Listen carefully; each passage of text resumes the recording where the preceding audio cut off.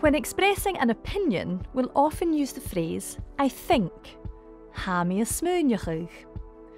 When we use it, we need to remember to say, I think that.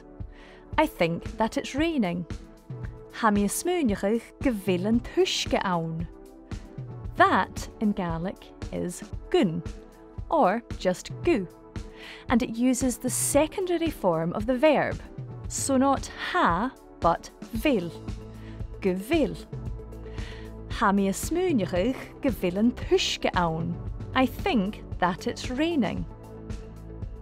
You can also use go bhfuil after lots of other expressions like I hope, ha mi an dáchas, I hope that you're all right, ha mi an dáchas go bhfuil ceart go leor.